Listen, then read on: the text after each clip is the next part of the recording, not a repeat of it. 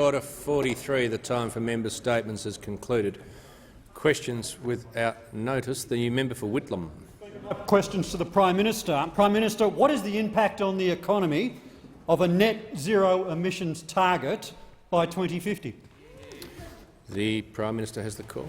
Well, Mr Speaker, if you have the right plan, it's a positive impact, Mr Speaker. Members on my left. If you have the right plan, Mr Speaker, if you have technology, not taxes, Mr Speaker, if you don't have a carbon tax, Mr Speaker, if you actually have a plan that respects people's choices rather than to force their choices, Mr Speaker, if you have a balance of technologies, a portfolio of technologies that can get to scale, and, Mr Speaker, that can get to an affordable cost, if you can ensure that you get the balance right between affordable and reliable energy, Mr Speaker, and you don't rush the plan, Mr Speaker, and you allow those technologies to develop, and you have your transition fuels in place to ensure you keep the lights on and the costs down, Mr Speaker, and if you have a credible plan, Mr Speaker, with the proper transparency, as Australia is well known for, then it can be a great positive for Australia. It can be a great positive for Australia. But, Mr Speaker, if you take the approach that those opposite took when they were in government, which put in place a carbon tax, Mr Speaker, and I note now the Labor Senator, Senator Gallagher, has belled the cat, Mr Speaker, that a carbon price from Labor is back on the table. It's back on the table, Mr Speaker. So really what this will be about, Mr Speaker, ultimately in anyone's ambitions to achieve net zero, it's all about the plan. It's all about the economic plan, Mr Speaker, and who Australians would trust with the economic plan that can take Australians through what will be a very challenging time. And Mr Speaker, who they can trust to really look after rural and regional Australia, Mr Speaker, who they can really trust to do that. And they know they can't trust the Labor Party on these issues, Mr Speaker. At the last election, they took a policy I'll just say to the Prime Minister's now drifting from what was a very specific question. He's compared and contrasted, but he's now drifted off the question, and I need him to come back to the question. No. Well, Mr Speaker, again, with the right plan, it's a positive benefit, Mr Speaker. With the right plan, it's a positive benefit. But what we do know is this, Mr Speaker, and that is the global economy is changing as the world responds to climate change. Members on my left. Member that for is Isaacs. true. And those changes, Mr Speaker, will have an impact on the Australian economy.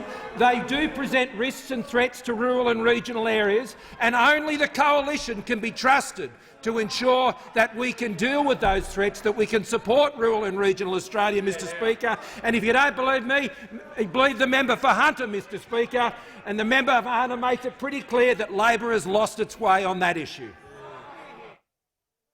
The member for Lindsay. Thank you, Mr Speaker. My question is to the Prime Minister. The national plan to safely reopen our nation and live with COVID-19 is being realised through the actions of Australians like those in my Western Sydney community coming forward Member to for get Barton vaccinated. is warned. Will the Prime Minister update the House on how the national plan is ending restrictions and building our path out of the pandemic? The Prime Minister has the call. Well, thank you, Mr Speaker. I thank the member for Lindsay for her question. It's great to see her back in this chamber, as there are so many other members now back in this chamber, which is reflective of the fact that Australia is opening up. Mr Speaker, our national plan is working. The national plan that we began working together on with the Doherty Institute back in March, a plan that was agreed not once but twice by all premiers and chief ministers around the country as I brought that national plan forward, Mr Speaker. The plan that is based on the best scientific and medical research and analysis and advice available, Mr Speaker, that plan is working. That plan, Mr Speaker, which is to safely open and then remain safely open, Mr Speaker, that is a plan that we're now seeing realised right across the country, a plan that set out clear vaccination targets, scientifically determined, to know that when Australians pass those targets, Mr Speaker, they could be confident that we could open safely and remain safely open, Mr Speaker. Australians have responded to this Member for plan. Greenway. Australians have rolled up their sleeves. Australians are keeping their part of the deal that has come together as part of the national plan. 69.2%. of Australians aged over 16 today, Mr Speaker, have been double vaccinated. As a share of total population, Australia's double vaccination rate is now higher than the United States. It is higher than the United States on double-dose vaccinations. And in the member's own electorate, Mr Speaker, in the LGA of Penrith, 84% of those in Penrith, Mr Speaker, are double-dose vaccinated.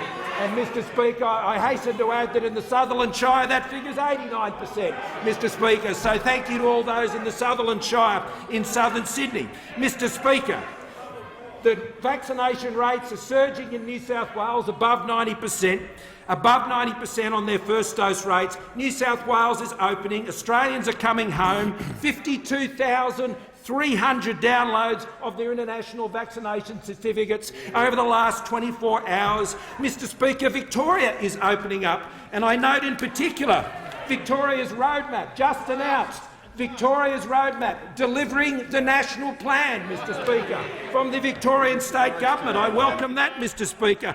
Queensland is opening up, Mr Speaker.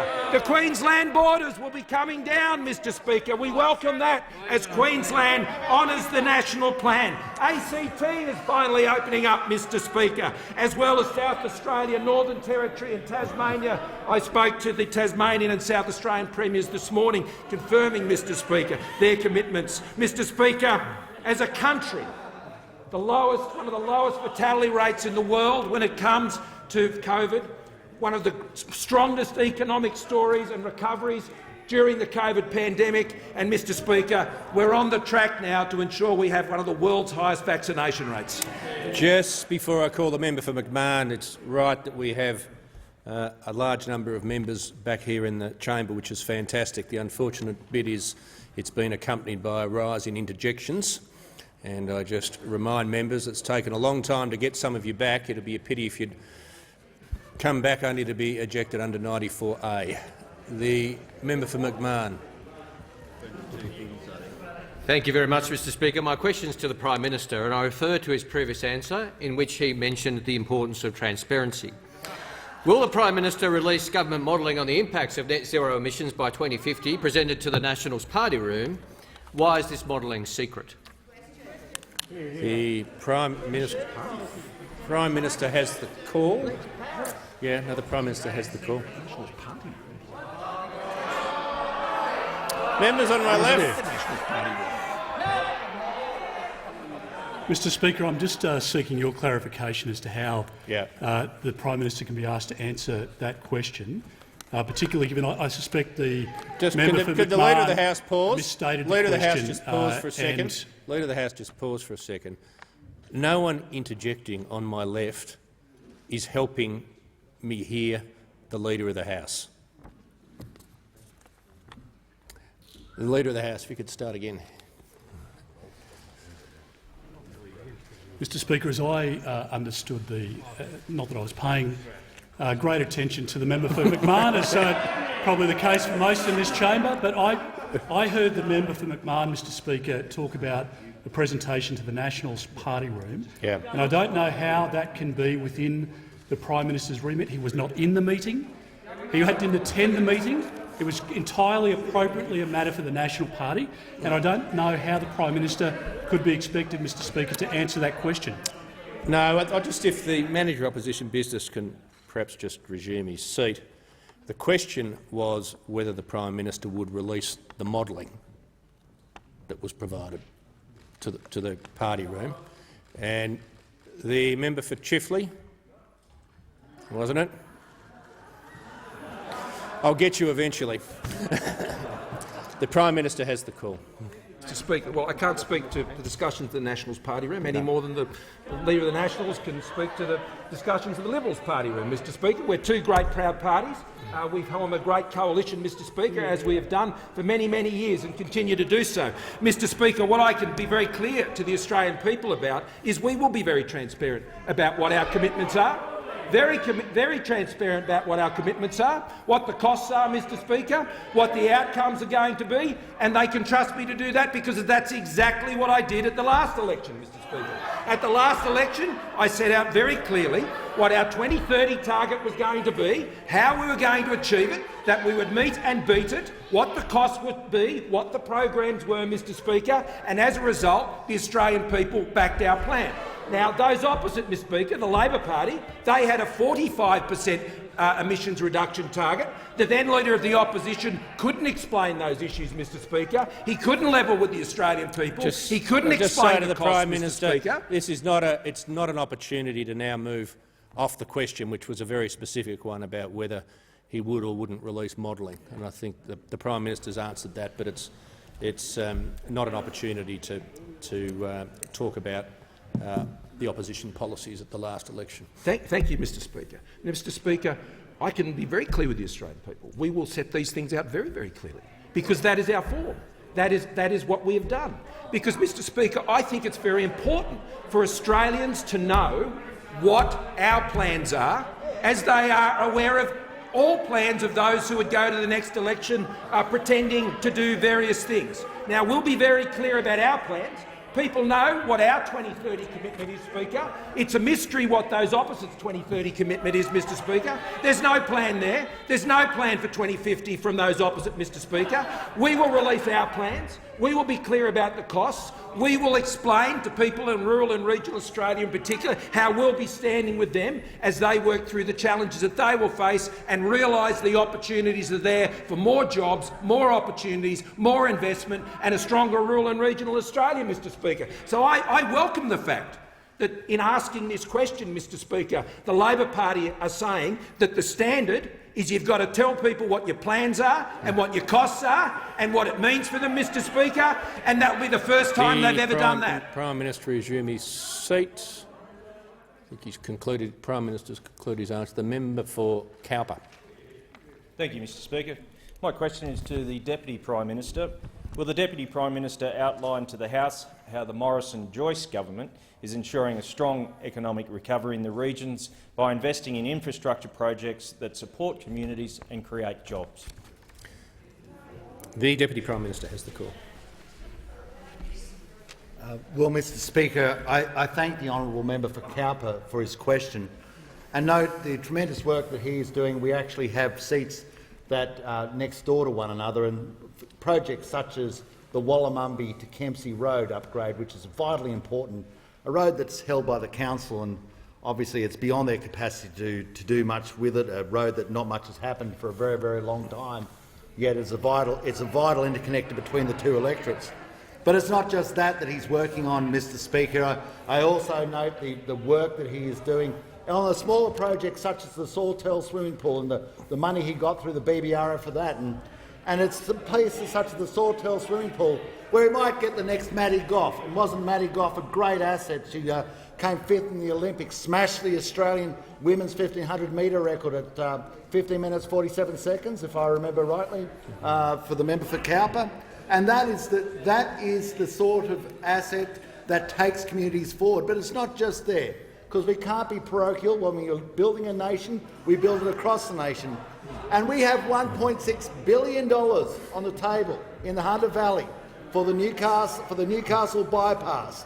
That $1.6 billion, which will be complemented by $400 million from the state government, goes to show that when we are building projects, we build them across the nation.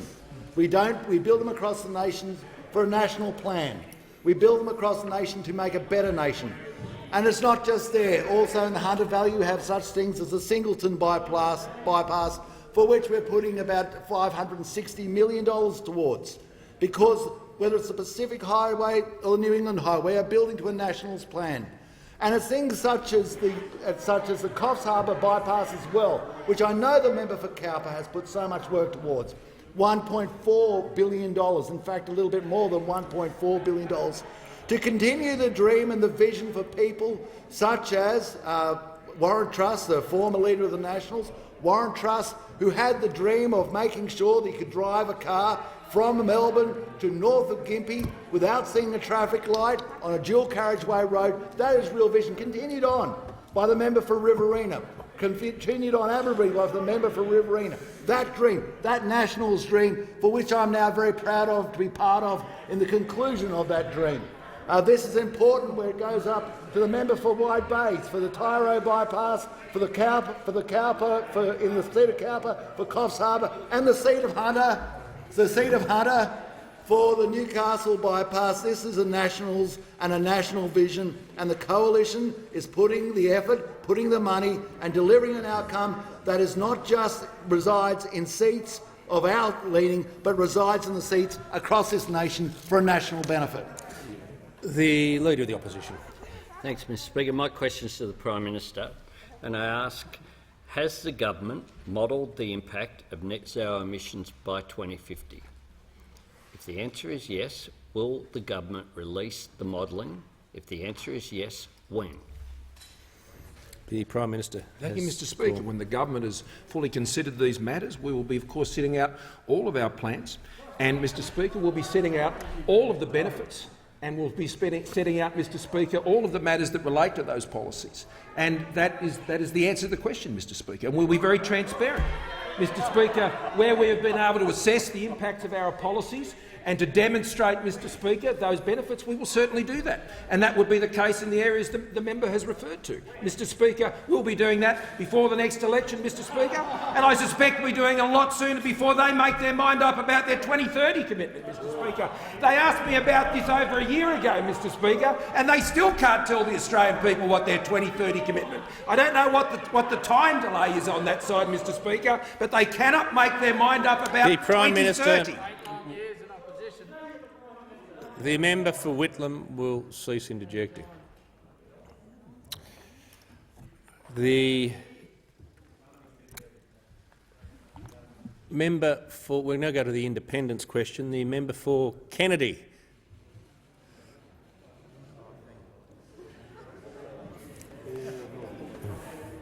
Prime Minister, since real exports are limited to iron ore, aluminium, copper, coal, all smelted with coal, if oil exports then come directly or indirectly from coal, and if net zero 2050 is not a lie, can you convince China to give us solar panels for free and convince Australians to only turn their lights on during the day? Isn't how, not when, Bradfield Hell's Gates producing zero-emission industries, high-protein algae, electricity, petrol as ethanol, sugar, all manufacturing industries? Isn't how yourself, Joyce Albanese, are after for our country? This is how. The Prime Minister has the call. Well, can I thank the member for Kennedy about his question regarding Hell's Gate Dam, Mr Speaker, because I know the member for Kennedy is very committed to the agricultural production of Northern Queensland, as indeed the Nationals and the Liberals are, Mr Speaker, very committed to the agricultural production capability of Northern Queensland. And, Mr Speaker, and as the member will particularly know, the government has strongly supported the Hewett Irrigation Scheme, which I know is a project that he has had a keen interest in over a long time, and that is going to unlock significant potential for jobs and opportunities right across Northern Queensland, as we will also see with great projects like the Copper String project. Which opens up that entire Northwest Minerals province, which this government is committed to, Mr Speaker, and taking those important projects forward for Northern Queensland, because we believe in the future of rural and regional Australia and the infrastructure and the energy it needs to realise its potential. But particularly on the issue of Hell's Gate Dam, I'll defer to the Deputy Prime Minister. Deputy Prime Minister. Well, Mr Speaker, I commend the member for Kennedy for the work that he has done for the people of North Queensland, and as a voice for so many people in so many regional areas. Although at times we mightn't agree, I absolutely respect the effort he puts into that.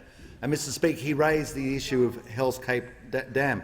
The business case for this we're expecting back early in the next year. And what I can say, Mr Speaker, is the best chance for the member for Kennedy getting that dam built is if a coalition government is in place.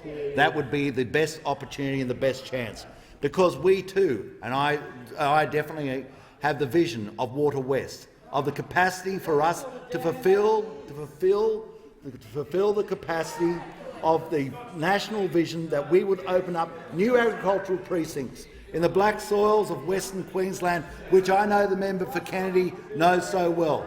The member for Kennedy is also a great advocate for North Queensland as a coalition government that is moving the North Queensland Water Authority from Canberra to North Queensland. That is the sort of decentralisation package that stands behind that we have a belief of people away from this great city but into other parts of our nation as well. We also note that his work on the Hewitt irrigation scheme, which he has believed in for so long. I know that the member for Kennedy must get some solace and satisfaction from the fact that after battling for these projects for so long, that the prospect and the probability and the commitment to get these projects, to get projects for North Queensland done, is going to be done under a coalition government, because he knows what resides on the other side is nothing more than a plan for the inner suburbs of the cities that are their only hope of ever getting supported. The Deputy Prime Minister's time has concluded. The member for Higgins has the call. Thank you, Mr Speaker. My question is to the Treasurer. Will the Treasurer remind the House how the Morrison government's strong economic management continues to set up the Australian economy to bounce back strongly as COVID-19 restrictions ease, and is the Treasurer aware of any alternative policies? The Treasurer. Well, thank you very much, Mr Speaker. I thank the member for Higgins for her question and acknowledge her experience as a paediatrician at the Royal Children's Hospital for 28 years, Mr Speaker, and as a Fellow of the Australian Academy of Health and Medical Sciences. A real achievement, Mr Speaker. Now, the member for Higgins, like others on this side of the House, know that today consumer confidence jumped for the 6th week in a row, Mr Speaker, and last week business confidence was up. And job ads are now 21% higher than they were at the start of the pandemic. And that last week, Fitch Credit Rating reaffirmed Australia's AAA credit rating and upgraded our outlook. And today the Reserve Bank's minutes came out for the month of October, and they said that they were expecting the economy to bounce back strongly, Mr Speaker. And they said that the labour market had been more resilient this year than last year, and that in New South Wales firms were already looking to hire, Mr Speaker, ahead of those restrictions being lifted. This is the strong economic recovery that Australians could look forward to. This is the $17 billion that the Morrison government has put to support families and businesses through the Delta outbreak that will help support a strong economic recovery. Now, I'm asked, are there any alternative policies? Well, the Leader of the Opposition in the last 2 years has had two big economic ideas in his head, Mr Speaker. Last year, you know what it was? It was a structural productivity enhancing reform of a national driver's licence, Mr Speaker. That was going to see the Australian economy have a lift-off, Mr Speaker. Well, this year we got nothing in the budget in reply, so we've been waiting. We've been waiting with bated breath. 76 days ago we got it, Mr Speaker. $300 cheques to people who have already had the jab, Mr Speaker. $300 cheques to people who have already had the jab. Now, Mr Speaker, in the words of the Leader of the Opposition, this was going to be a $6 billion conversation starter. What it will do is spark conversation around the workplace, around communities. Have you got your $300 yet? Is a conversation we want, Mr Speaker.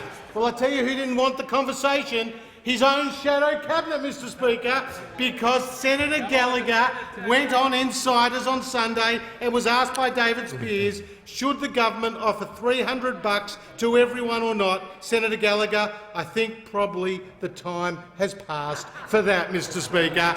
It was a policy that was made on the run. It was a policy that was dumped on the run. The Leader of the Opposition. Thanks, Mr Speaker. My question is to the Deputy Prime Minister and the Minister for Regional Development. Has the Minister seen any modelling which shows the economic impact of net zero by 2050 for the regions? What does the modelling say about the economic impact on regional Australia? The Deputy Prime Minister has the call. Well, Mr Speaker, I thank the honourable member for Grayndler for his question.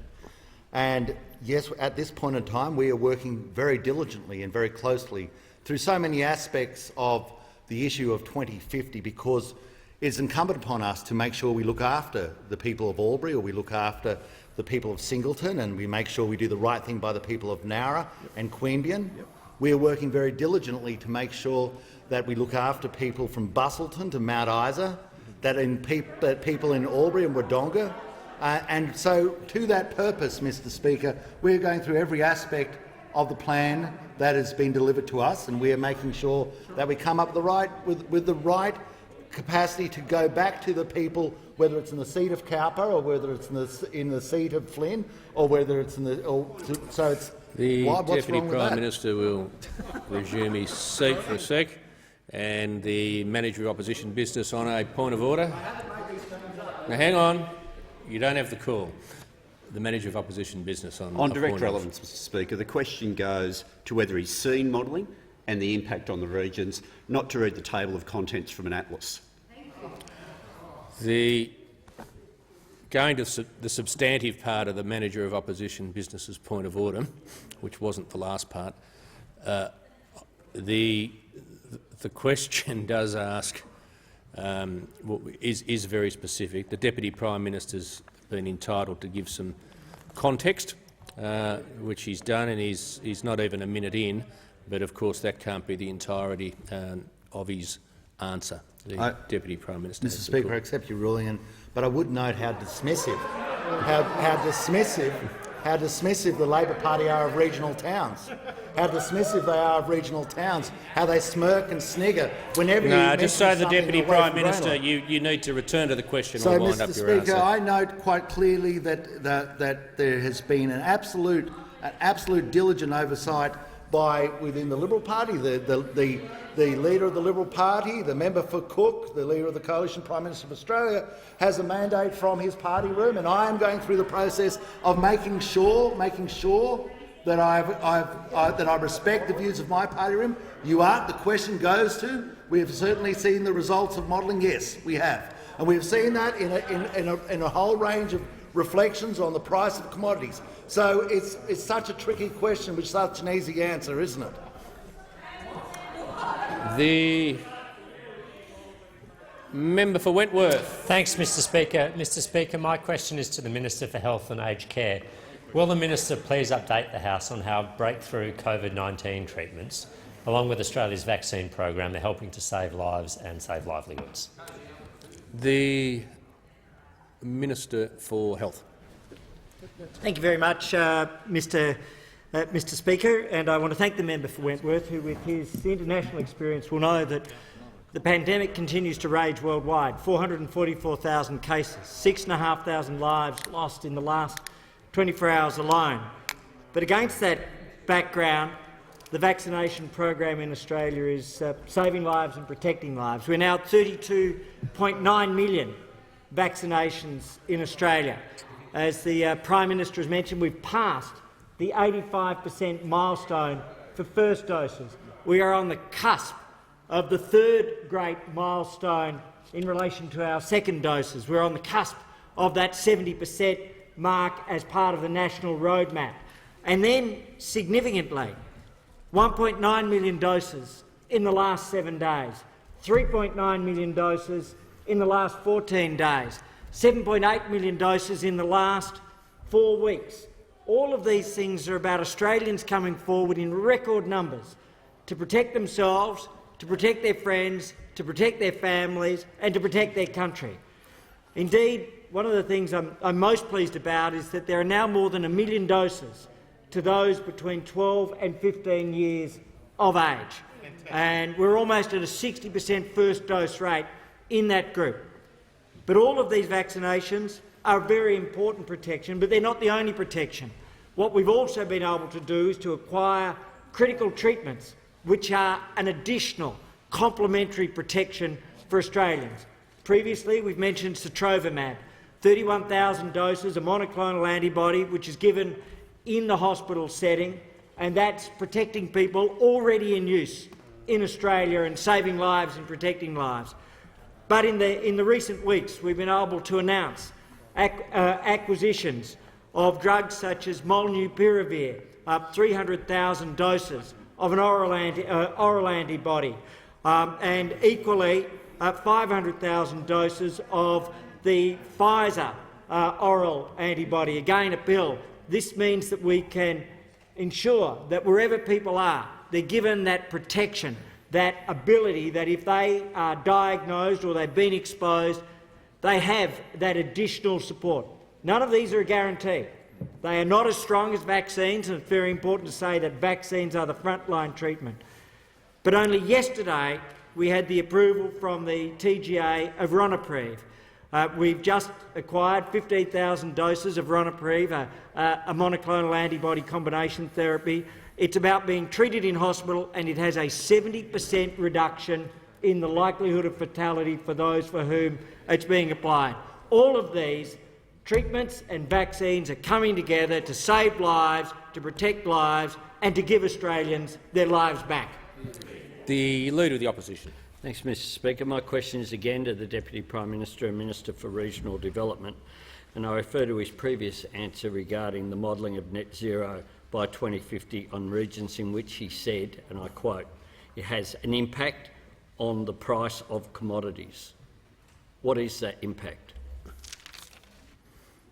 The Deputy Prime Minister. Well, Mr Speaker, it's quite obvious if the world is going where it is going, and I think even the member... Members on my left. And the member... I don't know what's so funny about that. I don't know, I mean... Members on my left. Well, it's hilarious, isn't it? So, if they believe that the commodity prices, as been stated by so many sources, especially such things as coal, and let's note there's a whole range of coals, a whole range of calorific contents of coals, and they have different markets, then of course that does affect the price of commodities. It does affect, because if that is the case, and modelling, of course, is the best estimation. It is obviously not written, not written on tablets of stone, but that estimation would naturally point to a change in demand which would reflect a change in price. So by reason of that, in the results of the modelling, which we have seen, it shows a downturn in coal price, in coal commodities over time.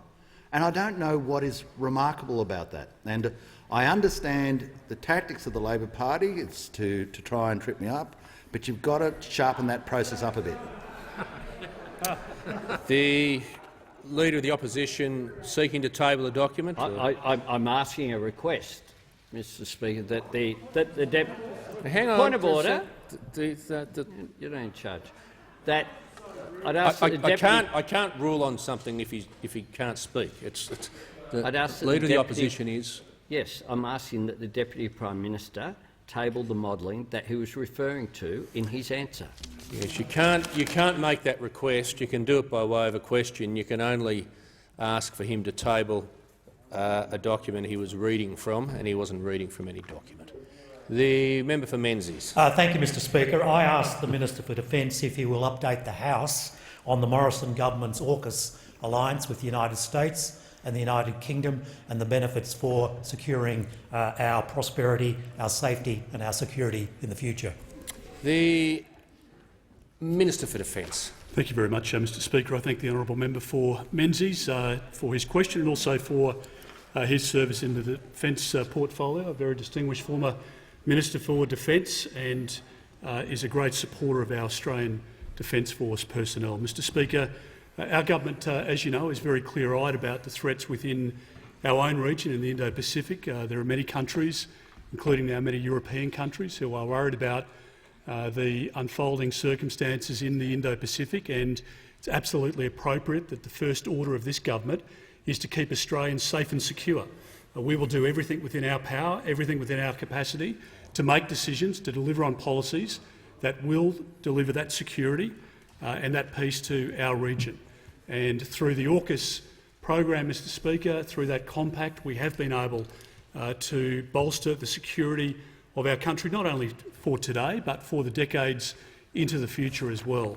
And I had along with the Minister for Foreign Affairs, very significant engagements in Indonesia, in India and in South Korea before we went to the United States.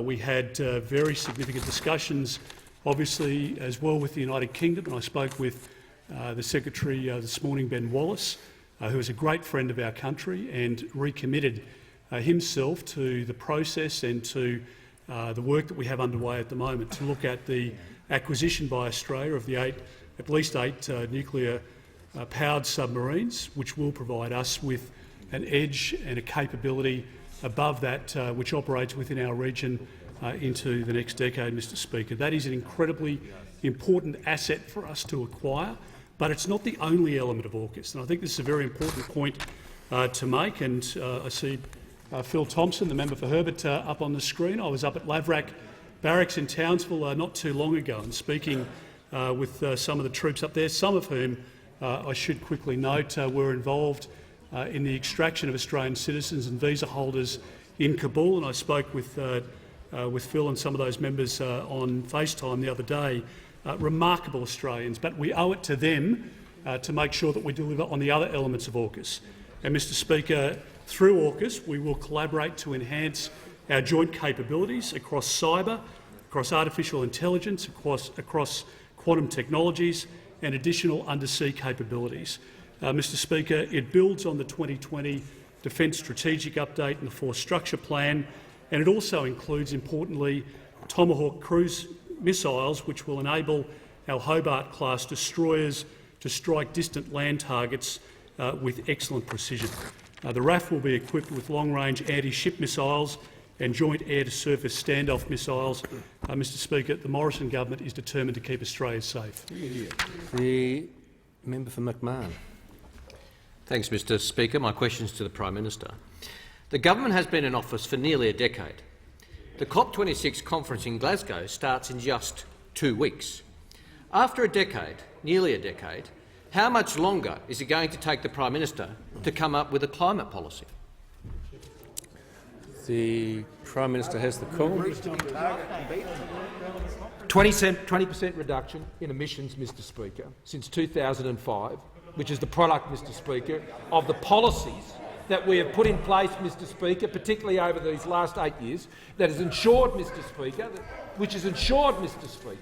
that we've been able to be seeing technologies realised, that we've seen that we've been able to drive down those emissions while stabilising and reducing electricity prices and keeping the lights on, Mr Speaker.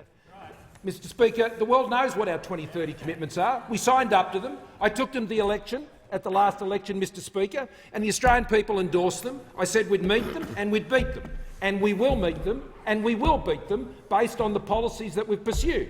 The technology not taxes approach, the emissions reduction fund, Mr Speaker, the work that we've been doing in the agricultural community. And, Mr Speaker, the Minister for Energy and Emissions Reduction and Industry, I'm sure, could add to more of these. Our policies, Mr Speaker, are reducing emissions. Our policies are reducing emissions. And at the same time, Mr Speaker, we have realised one of the most significant expansions in our LNG industry that we've ever seen, Mr Speaker. At the same time, we've seen the number of people in manufacturing go up as opposed to under Labor, when 1 in 8 manufacturing jobs were lost. So under our policies, Mr Speaker, we're getting emissions down, we're getting solar panels on people's roofs, we're seeing record investments in renewable energy, we're meeting and beating our targets, we're getting Australians into manufacturing jobs, we're expanding our resources industries, Mr Speaker. That's what the Coalition's plans are doing. That's what they're doing. And we intend them to keep doing that as we pursue policies in this area which ensure we do the right thing by jobs, we do the right thing by the environment, we do the right thing by our national energy security, Mr Speaker, that ensures that Australians can look forward to their future with confidence, whether they're living in the Hunter, Mr Speaker, or they're living in the south coast of New South Wales, or out in Portland, Mr Speaker, where we've ensured that the Port Newman aluminium smelter will continue to operate and continue to run and support those jobs, Mr Speaker. That's what our energy emissions reductions and environmental policies are achieving for Australia. And we will continue to make decisions in that vein. We will continue to do that, Mr Speaker, and we will not be taxing our way there. That is the approach that the Labor Party pursued when they were last in government. That's their approach. Taxes, not technology, Mr Speaker. We are technology, not taxes. That's how we get ourselves to achieve these goals. That's how we can make our way through the very difficult global economic challenges that will confront Australia over the next 30 years. We have been careful in considering each of these decisions because we are mindful of the impact that it can have on rural and regional areas. We haven't signed Australia up with blank cheque commitments like those opposite have. Prime Minister's we time would has make concluded. and continue to make decisions based The member for Groom has the call. Thank you. Thank you, Mr Speaker. My question is for the excellent Minister for Industry, Energy and Emissions Reduction. Will the Minister update the House on how the Morrison government is securing the affordable and reliable energy that Australian families and businesses rely on, and how this will assist our economic recovery from the pandemic? The Minister for Industry, Energy and Emissions Reduction. Well, thank you, Mr Speaker. And I thank the member for Groom for his excellent question, Mr Speaker, representing Toowoomba, as he does, a region with an extraordinary history in those great industries which are the backbone of this great country, Mr Speaker. It's our resources sector, you see there, leading-edge agriculture, Mr Speaker, leading-edge manufacturing, like we see with Oberdare, a business that I was lucky enough to visit recently up in Toowoomba. And, Mr Speaker, they are reliant, like so many manufacturing businesses, whether it's in the members' electorate or right across Australia, on affordable, reliable energy, Mr Speaker. And we have seen recently around the world what happens when governments lose focus on customers in energy markets, Mr Speaker, because in the UK, for example, we've seen how reliance on imported gas and wind droughts combined, prolonged wind droughts, have plunged that country into an energy crisis, Mr Speaker. Default energy prices have increased by 12%, Mr Speaker, 12%, affecting up to 15 million households across the UK, and we are determined to make sure that doesn't happen in Australia. Now, critical to that is gas, Mr Speaker, much of which comes from the Surat Basin near Toowoomba. Mr Speaker, our manufacturing sector depends on gas. Over 40% of the gas used in a manufacture, or the energy used in manufacturing, comes from gas. And across our manufacturing sector, despite COVID, we are now seeing that there are 80,000 more Australians working in manufacturing than before the beginning of COVID, Mr Speaker. 80,000 more. We've got more than 1 million people working in manufacturing in this country, and they're reliant on affordable, reliable energy, and the key to that is balance, Mr Speaker. Now, we've seen 13.3 gigawatts of new renewable capacity come in 2 years, each of those years more than the entire time when Labor was in government, Mr Speaker, but that needs to be balanced with dispatchable capacity. And that's what National Cabinet has agreed on in recent reforms that went through National Cabinet, but we're also filling gaps that are emerging, like when the Liddell generator closes in the Hunter Valley, Mr Speaker. Energy Australia will replace that with Tallawarra, and us with the Snowy Kurri gas generator. But that's not the end of it, Mr Speaker. The Kidston Pump Hydro project in Queensland, the Port Kembla gas generator and Snowy Hydro, Mr Speaker, where we've seen just today Snowy launch its new precast factory in Cooma, where 130,000 concrete segments for the tunnels are being produced locally, supporting 220 direct jobs and thousands of indirect jobs, Mr Speaker. We're getting on with the job of delivering affordable, reliable energy as we bring down our emissions. The member for Oxley.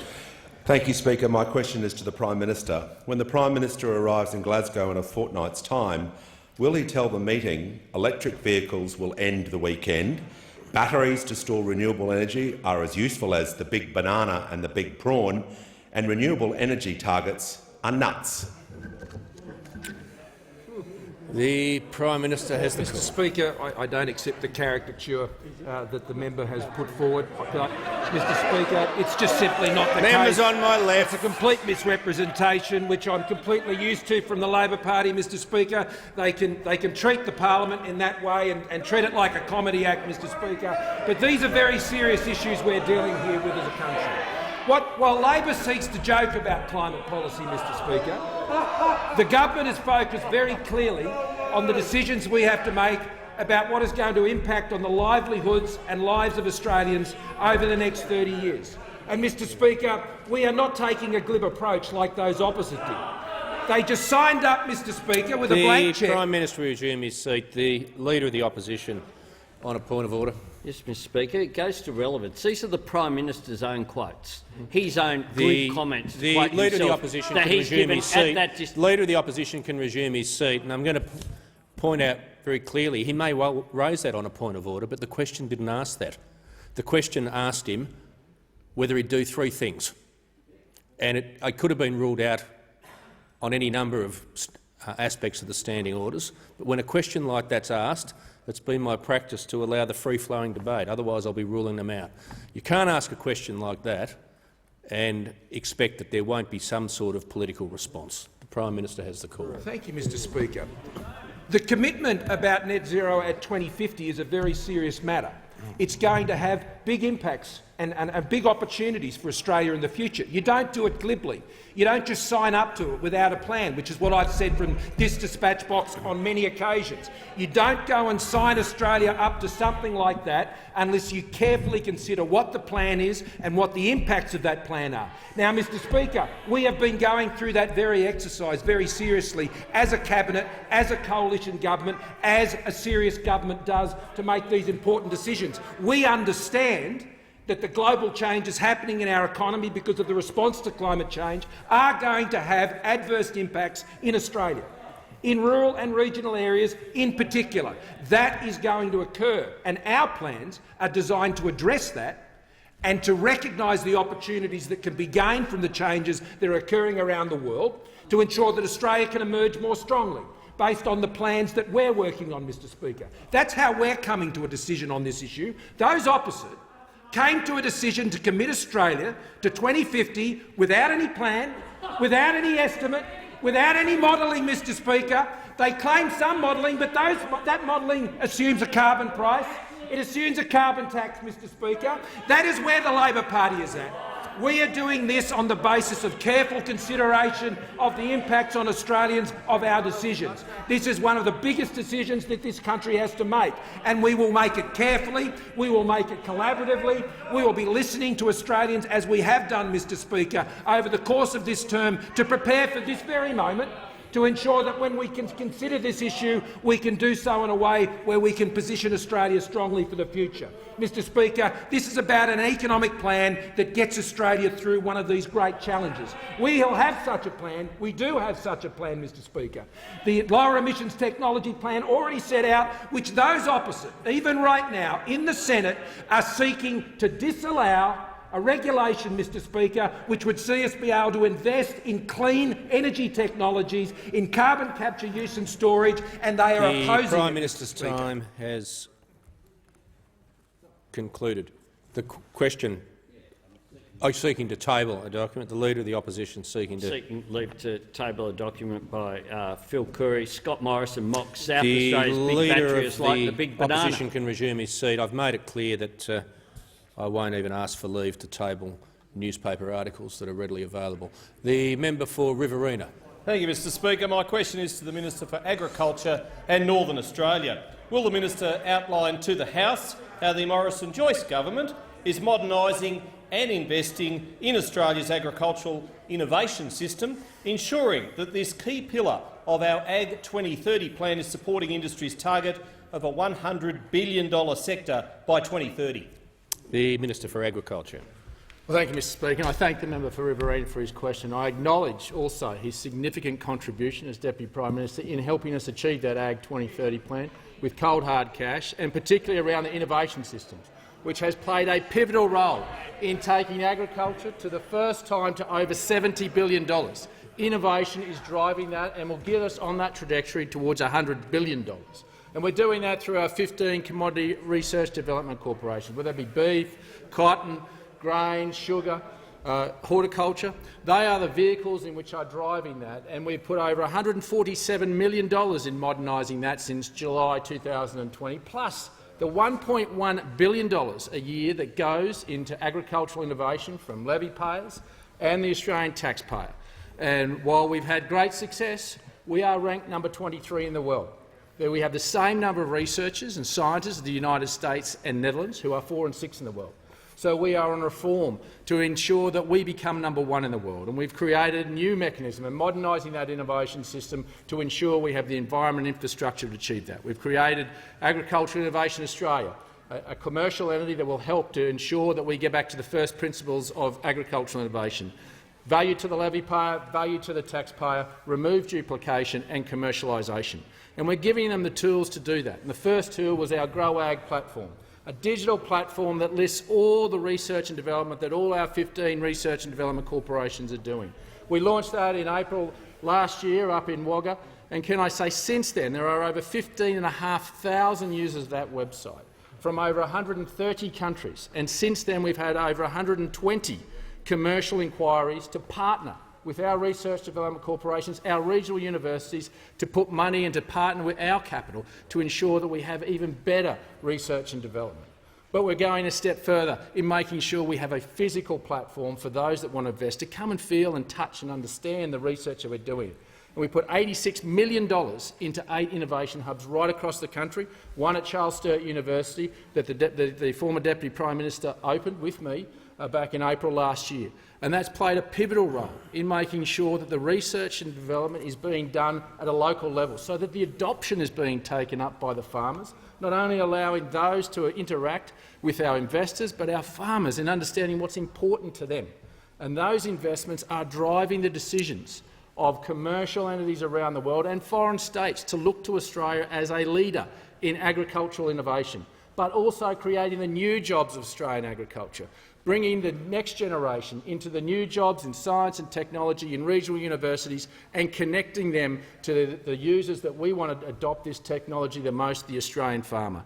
This is the environment and infrastructure we're putting around our innovation system to ensure we continue to produce the best food and fibre in the world. The Minister's time has concluded. The Leader of the Opposition. Thanks, Mr Speaker. My question is to the Prime Minister. Yesterday, the Deputy Prime Minister said that a net zero by 2050 target couldn't be legislated because of the impact on Australia if the target wasn't met. Doesn't this show this is another announcement the Prime Minister has no intention of delivering? The Prime Minister has the call. Mr Speaker, on the same basis that Australia made its commitment to Kyoto, the same basis that we've made our commitment to Paris, Mr Speaker, is the same basis we would take anything forward at Glasgow.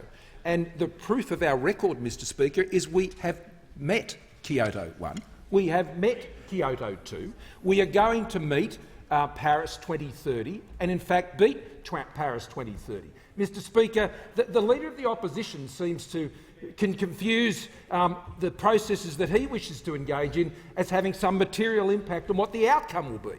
Australians understand outcomes, and the outcomes are that under our government emissions are falling.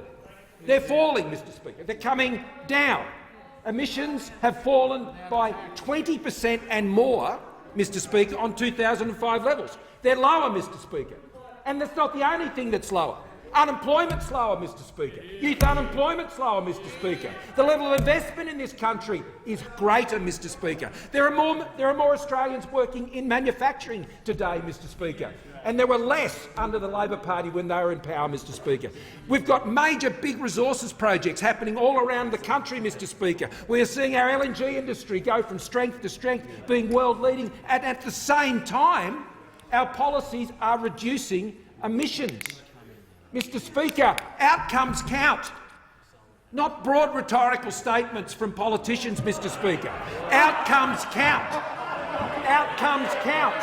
And so let me remind the House of a few outcomes. 20% reduction in emissions, 69.2% of Australians aged over 16 vaccinated, the lowest rate of fatality for COVID, Mr Speaker, of almost any country in the world, the lowest unemployment rate in more than a decade, Mr Speaker. They're the results that the Labor Party don't want to speak about. Can resume his seat. Has the Prime Minister concluded his answer? The member for Curtin. Thank you, Speaker. My question is to the Minister for Defence Industry and Minister for Science and Technology. Will the Minister outline to the House how the Morrison government's investment in our defence industry is creating jobs and supporting our economic recovery as we come back from the COVID-19 pandemic? The Minister for Defence Industry and Minister for Science and Technology. Thank you, Mr Speaker, and can I thank the member for Curtin for her question and acknowledge and thank her for her passion and interest in defence industry, particularly in our home state of Western Australia.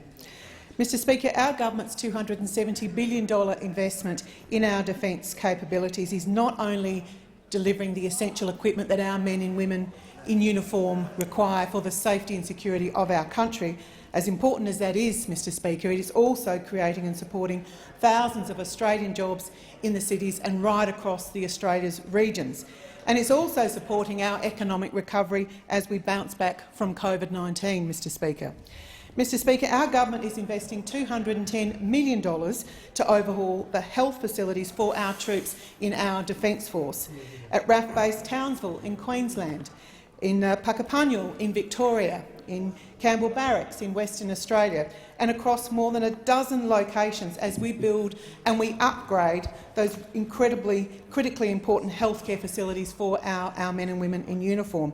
And this is truly a national endeavour, Mr Speaker, as this project will deliver health services to 35,000 ADF personnel. And as well as that, it will support some 6,000 local jobs within the construction project.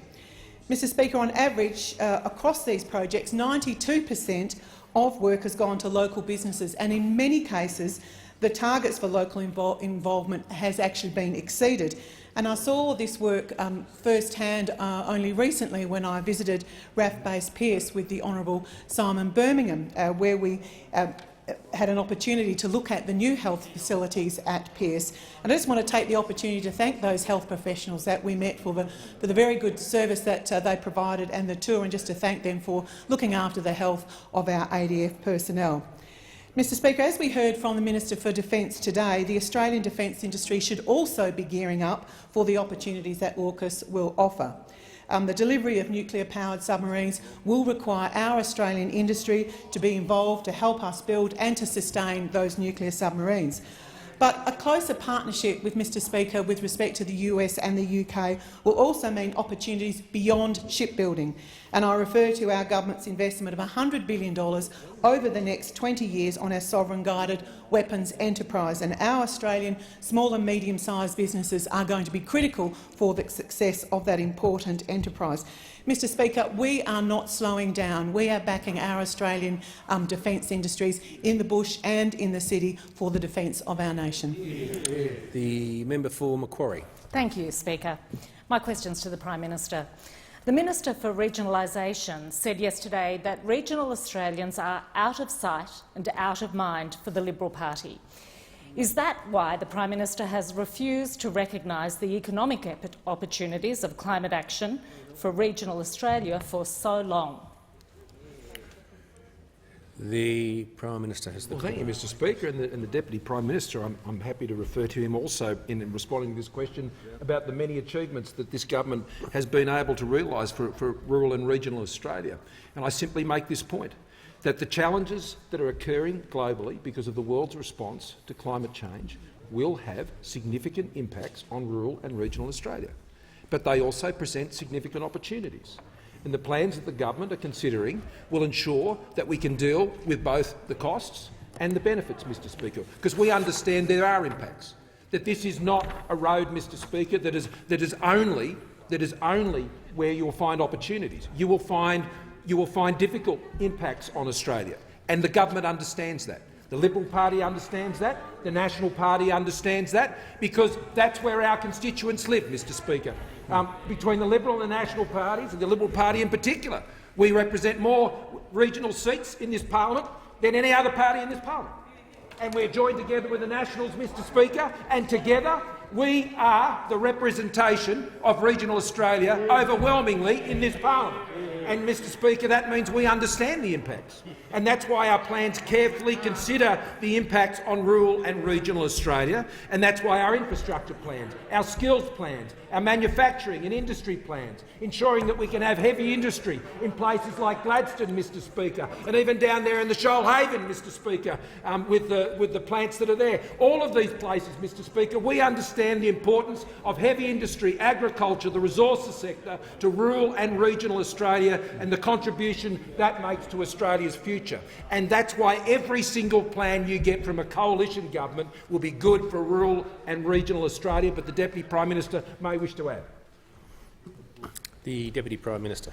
Well, I thank the honourable member for a question and note so many of the projects, whether you go to Tasmania with Scottsdale Irrigation District, we can start in Gippsland with the McAllister Irrigation District, we can go to roads such as the Hume Highway or the Pacific Highway or the Bruce Highway, we can go to North Queensland and say that the Hells Gate Dam business case will be back in early next year. We can go to Rookwood Weir and actually see us building it. We can go to the Inland Rail, 1,716 kilometres, and talk about how that is going to be the corridor of commerce to drive ahead regional areas. Or we can talk about the business plan that we've currently got on the table for the Gladstone to Toowoomba link. All these things are merely but a part. If we go to Western Australia, we can see the massive amounts that we're currently putting into road infrastructure right to the very north into the Kimberleys, hundreds of millions of dollars that have been poured in there, or going to the defence infrastructure of Darwin or the defence infrastructure of Rockhampton.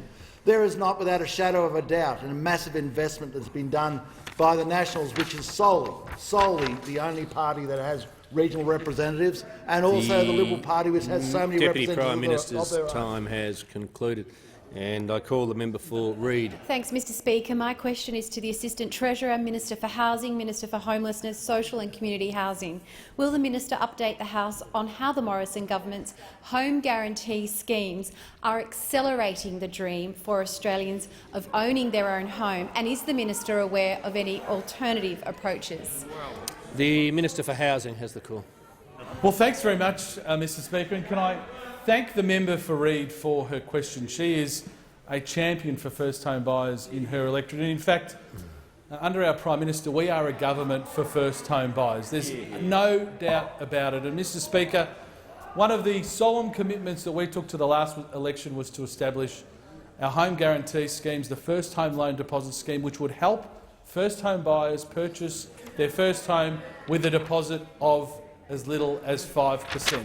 Now, in about 18 months since that time, since the establishment of that program, we've had more than 53,000 Australians who have been able to get into their first home with the help of the Morrison government's home guarantee scheme.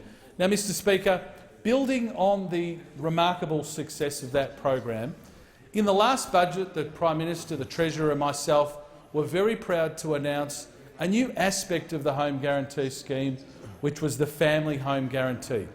One of the things that we understood, yes, for first-home buyers, getting that deposit together is the hardest part of getting into a new home. But if you're a single parent trying to raise children, paying for their education, paying for your rent, getting into your home, a first home in many cases, is extraordinarily difficult.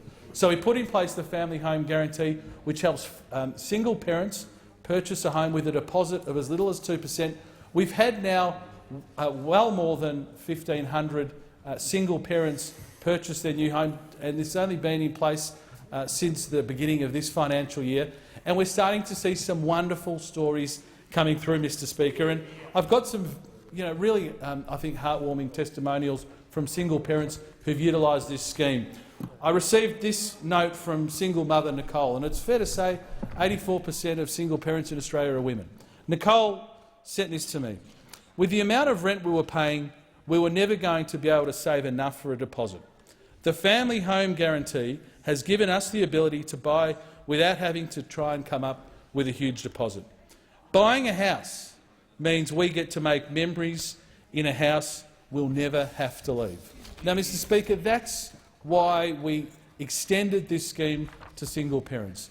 Mr Speaker, another testimonial from single mother Cindy. Not having to pack up and move around if the landlord sells the place, and not having to live through inspections every 3 months, this has changed my life. So, Mr Speaker, not only through the First Home Loan Deposit Scheme but the Home Builder program, 135,000 Australians and their families helped into home ownership. That's well more, when you add those together, 200,000 Australian families enabled to get into a home with the support of the Morrison government. We are a government for first-home buyers. The member for Gellibrand. Thank you, Mr. Speaker. Is member for Gellibrand, yeah. Well, thank you, Mr. Speaker. My question is to the Prime Minister. Yesterday, the former Prime Minister, Malcolm Turnbull, said that the Morrison-Joyce government is, quote, caught in this vice of this really strong group of climate denialists who basically don't take global warming seriously. How can Australians trust the Prime Minister will deliver on anything that he announces on emissions reductions this week? The Prime Minister has the call. Well, thank you, Mr. Speaker. Because under our government's policies, emissions are coming down and jobs are going up, Mr. Speaker.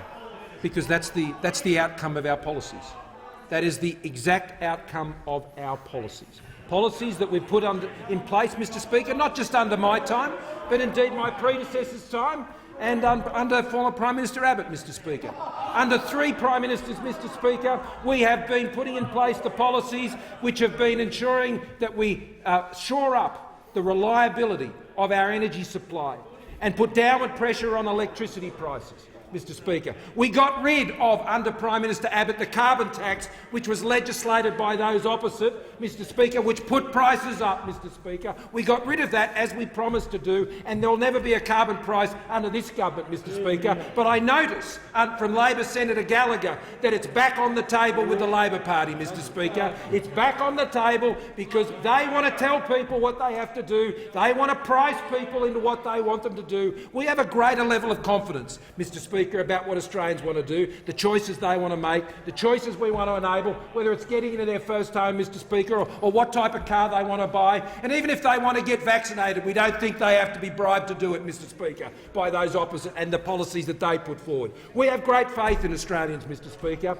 We have great faith that they are making the choices which are good for them and their family, and the policies that we're putting in place enable their choices, which will continue to see emissions come down, which will continue to see new technologies develop, which will continue to see more consumer choice available, and Australia continue to achieve in this area. Mr. Speaker, there will be many who will go to the conference in Glasgow and make great bold commitments, Mr. Speaker, but very few will be able to go there and say, Kyoto 1, done. Kyoto 2, done. Paris, we will meet and we will beat. That is our record, Mr. Speaker. Our emissions reductions, Mr. Speaker, exceed those of Canada, they exceed those of New Zealand, they exceed those of the United States, Mr. Speaker. Mr. Speaker, our record is getting emissions down, putting downward pressure on electricity prices. The record of those opposite, Mr. Speaker, is that they drove electricity prices up with their carbon taxes, Mr. Speaker, and they made Australians pay for their policies. On this side of the House, Mr. Speaker, our policies are about taking the burdens off. Our policies are about doing the right thing by rural and regional Australia and households, Mr. Speaker, so they can have the choices that they want to have, so they can plan for their future with confidence. Those opposite, Mr. Speaker, want to sign Australia up with a blank cheque and no plan and make Australians pay for it. The member for Barara. Thanks, Mr. Speaker. My question's to the Minister for Education and Youth. Will the Minister outline how the Morrison government's childcare policies are supporting Australian families and businesses during the COVID-19 pandemic and how they will help our post-lockdown recovery? The Minister for Education and Youth. Well, can I thank the member for Barara for his question? And he knows, as we all do in this place, just how important childcare is, particularly to allow parents to go to the paid workforce if they indeed want to do that. And that's why, Mr. Speaker, that during this pandemic we have put $3 billion of extra funding into the childcare providers to keep them stable, to keep them afloat, to keep them going, and particularly for those essential workers. But it's also why we announced just in the budget of this year additional subsidies for those families with 2 or more children in childcare. And we did this because even though the out-of-pocket hourly rate for most families is reasonably modest, when you have 2 or more kids in childcare, it can add up. And we also know that the greatest workforce disincentives are precisely when you have 2 or more children in childcare at any one particular time. And so our policy added an additional 30 percentage points of subsidy for your second and subsequent children, Mr. Speaker, capping out at 95%, subsidy for those particular children. On top of this, we got rid of the overall annual fee cap, which of course can be a real barrier for women to continue in the workforce. Mr Speaker, in the budget we said that we would start this in the middle of next year, in July of next year, because that was the advice we had at the time. But we've been working very hard to see if we can bring this forward, which is what we always said. And I'm pleased to tell the House that we will be able to begin this on the 7th of March of next year. And this is great news for families and great news for businesses, because of what it means is for those 250,000 families that will benefit, they will have an additional $700 in their pocket this financial year.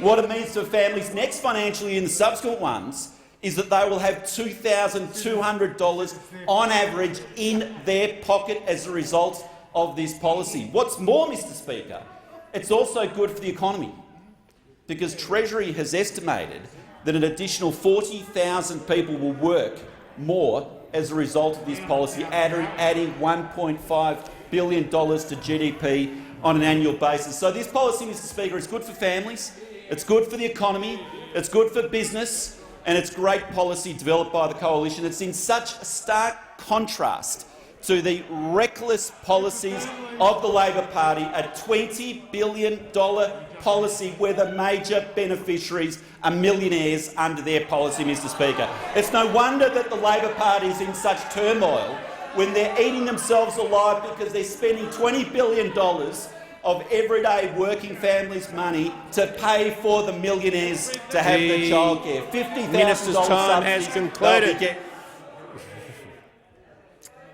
The member for Newcastle. Thanks, Mr Speaker. My question is to the Minister for Regional Development, representing the Minister for Regionalisation.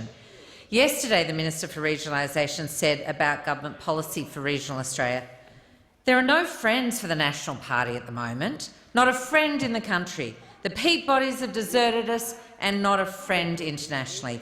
Does the Minister agree that there is no support for this policy? The Deputy Prime Minister has the call. Well, Mr Speaker, I thank the honourable member for a question and note that there was certainly no support for any Labor Party policy. That one fell right over. What I can also say, Mr Speaker, is that what we are doing in the Nationals is what would be expected of us in our regional constituencies. One would think that it would be the same that would be expected in the constituencies of Eden Monaro, where you would have the capacity to sit down and diligently go through, as we have, to make sure that how we represent our people back in our area is an earnest representation of the efforts that they are going through on our behalf in making sure that our nation continues on with the standard of living it has.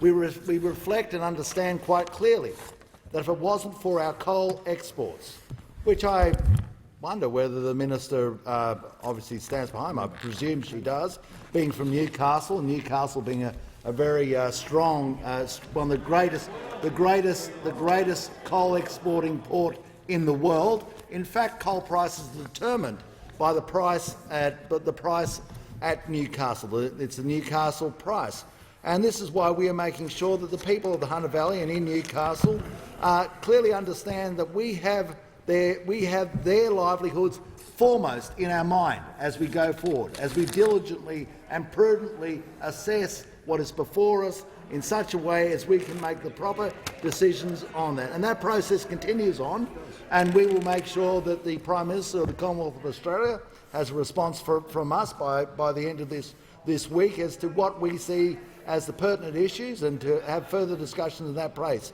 This is not grandstanding, this is not ransom, as has been put forward by so many people. This is making sure we do our job, and we will continue to do our job. Now, what I can say is that the Labor Party have signed us up, Mr Speaker. They're going to legislate it. They're going to legislate it. But they haven't actually told the people of the Hunter Valley what that means.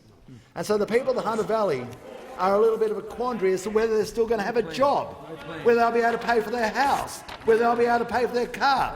See, Mr Speaker, the Labor Party are going to legislate it. They say so. They say they're going to legislate it. So the people of central Queensland, whether they're in Emerald, whether they're in Rockhampton, whether they're in Townsville, are wondering under a Labor Party whether they're going to have a job, whether they can pay for their house, whether they can pay for their car, whether they can pay for their children's school. See, Mr Speaker, the Labor Party have said they're going to legislate it, but they haven't actually told the people of Port Kembla what that means for them, or the people who work at the ports of Newcastle what that means for them.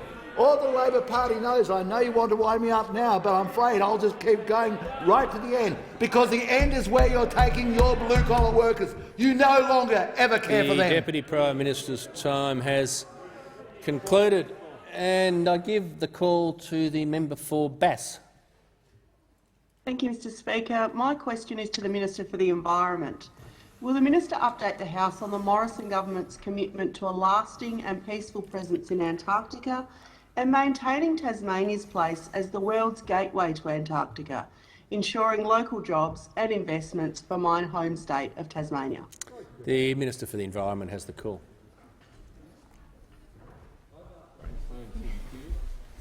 Thank you very much, Mr Speaker. Can I thank the member for Bass for her question, commend her on all of the extraordinary work she does for her constituents. She called me the other day from a windswept Flinders Island asking me to sort something out for her, and of course I shall. So thank you, member for Bass, for being part of Tasmania's recognition of the importance of our Antarctic division. Australia is a proud Antarctic nation. Member for Macarthur.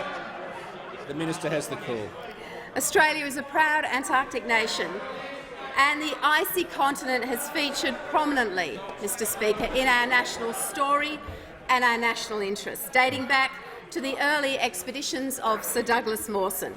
Australia was an original signature to the Antarctic Treaty signed by the Menzies government 60 years ago.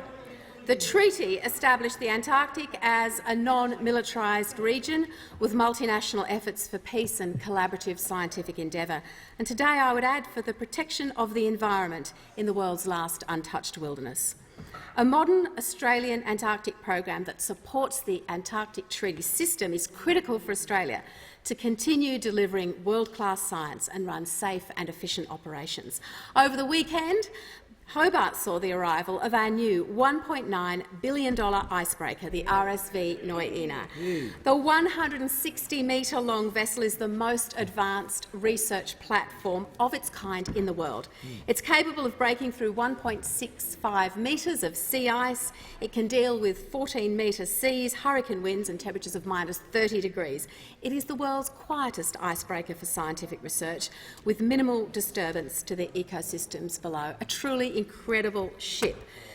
Carrying up to 4 helicopters. In fact, the heli deck is the size of 7 cricket pitches, 117 personnel, 32 crew, 92 days at sea, 3 permanent scientific laboratories and a moon pool for direct access to the ocean through the hull. Fantastic for the partnerships we have with other nations who can collaborate with their researchers and their expeditioners on board the ship. The Noina provides an ongoing reminder of the Morrison government's commitment to Tasmania as an international Antarctic science hub, and it arrived just days after the 40th anniversary of the Australian Antarctic Division's move to Hobart in 1981. It sends a clear signal to Tasmanians that the Morrison government is focused on local investment, on creating jobs and growing Antarctic industries so that Hobart can be the world's greatest Antarctic gateway. We remain committed to scientific research, protecting the environment and ensuring the continent is only used for peaceful purposes. And we look forward to continuing to work closely with other nations as we deliver a new era of Antarctic endeavour, with Australia and particularly Tasmania leading the world. The Prime Minister. Thank you, Mr Speaker. I ask that further questions be placed on the notice board.